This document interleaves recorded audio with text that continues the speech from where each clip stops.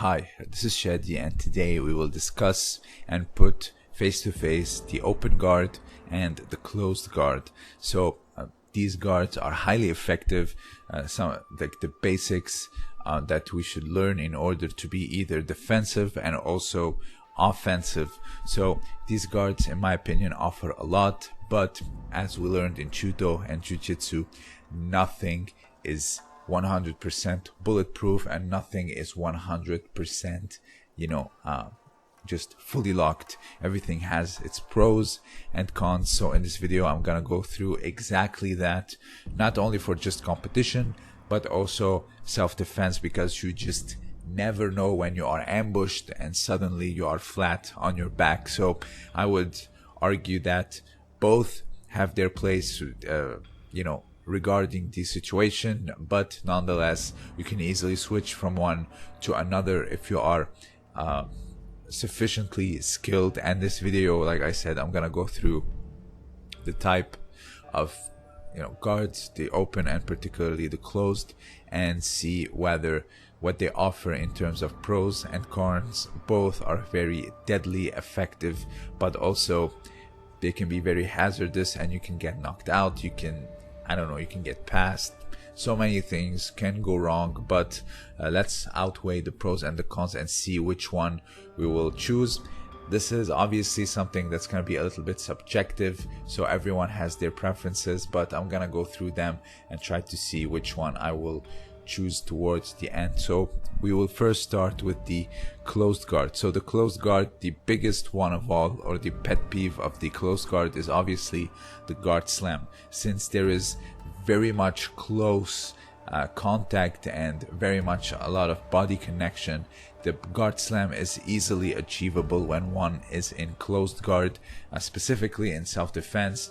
Before, daki age was a straight ippon, and in jiu-jitsu it was fully allowed to just guard slam someone, and so many knockouts and so many concussions have happened because of this. The greatest example of a guard slam is Hiron Gracie, when just the man was just flat out put to sleep. So that's the first and biggest con, in my opinion, from the closed guard. The second, in my opinion, is getting struck.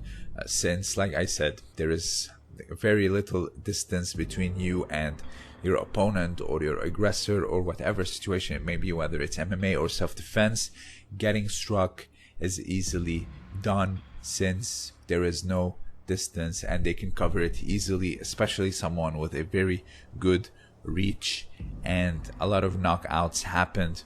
I'm not saying this is just for closed guard. Open guard obviously can happen as well, but closed guard is far more probable, since the distance is relatively far shorter than open guard. So since the close distance offers a lot of dangers, the first one being, of course, daki age, high lift, and then the slam, and of course getting struck in any other context. But it's not all cons. The pros is, as Keenan Cornelius said, the closed guard is arguably the most offensive guard there is. Of course, also thanks to the close distance, all your basics like omoplata, armbar, triangle, cross chokes, also moving to sweeps like the scissor sweeps, are also readily available within reach for you to execute them. There's not much variations of closed guard. It's just the basic white belt closed guard, so it is a bit one-dimensional, but in terms of attack, everything is readily available.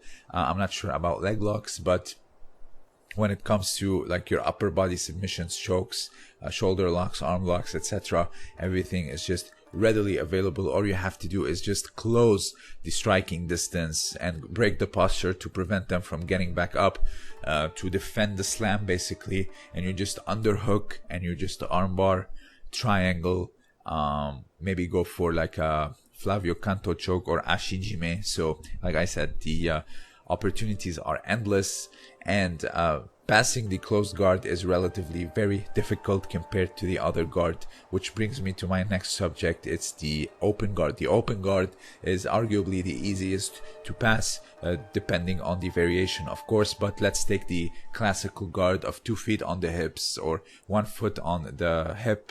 The other is shin to shin, and you have your collar and sleeve grab.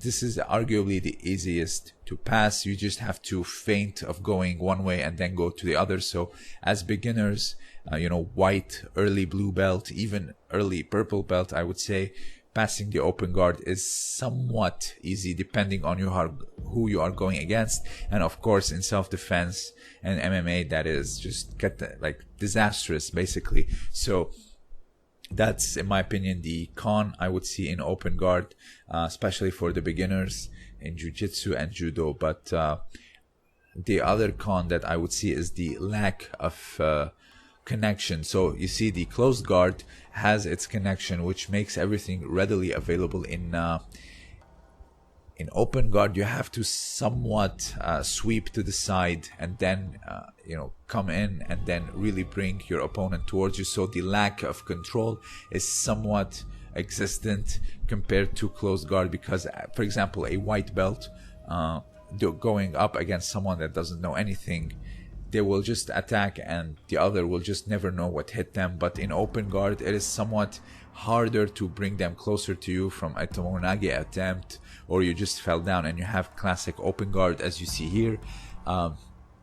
Even like the one that doesn't know, you just have to really set it up and learn your setups in order to get it, especially something of long distance like the triangle choke and the arm bar. But if they have good reach, they can still strike you, don't forget that. But they're giving you their arm, you just have to be incredibly vigilant. So the distance is somewhat of a con in my opinion compared to the closed guard, but nonetheless there's no fear to get slammed, and also the range for strikes somewhat diminishes.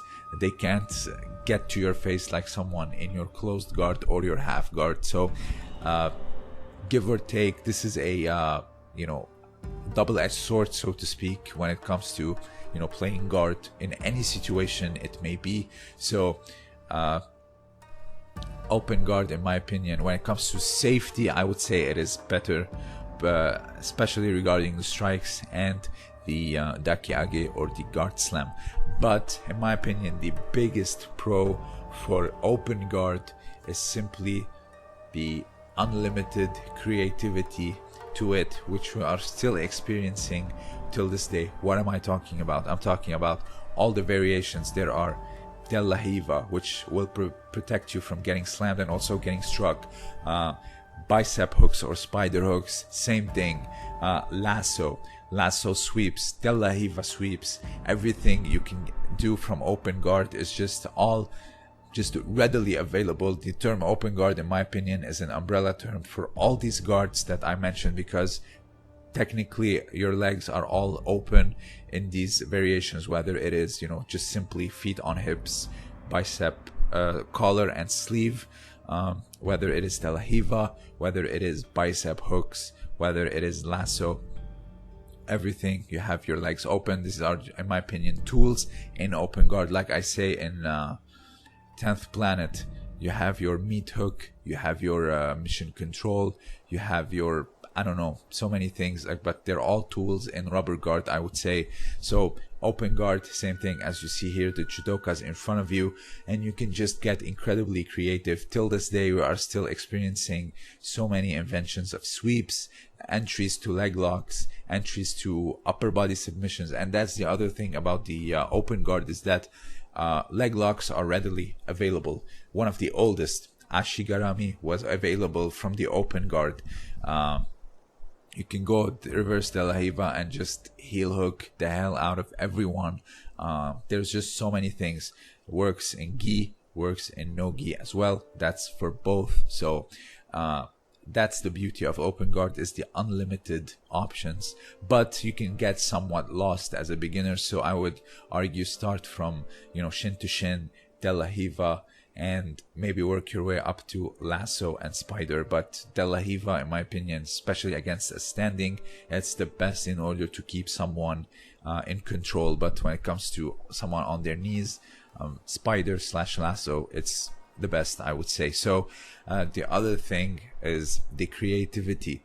Now the world of competition in jiu-jitsu, obviously not everything is geared towards, self-defense, or what people say Gracie Jiu-Jitsu, which is geared towards, the judo self-defense realm. But we have stuff like berimbolos, we have the baby bolos, so on and so forth, all come from open guard, sweeping from open guard, and then getting to the back in a very, playful, very beautiful way to look at, very entertaining, not just to practice, but also to watch. Berimbolo is a great tool to really show how you just mastered open guard.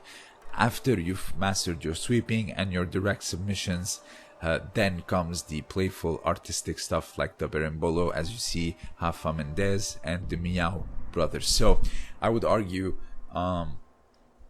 safety wise and technique wise and option wise, open guard is far superior. But when it comes to something readily accessible and easy to learn, whether it's sweeps or submissions, closed guard is where it's at. You just have to really learn how to defend your strikes and really, master your inner hooks or underhooks in order to prevent the daki age, and also, going to the side and breaking posture in order to prevent the strikes. So if you have anything else to add, let me know down below. Also, consider supporting me on Patreon. I have exclusive content for the patrons only. And also don't forget to check out Josh Simon's shop for historical t-shirts, and historical jiu-jitsu articles will be found in the description below. So if you have anything else to add, let me know down below. This was Shadi, and thank you for listening.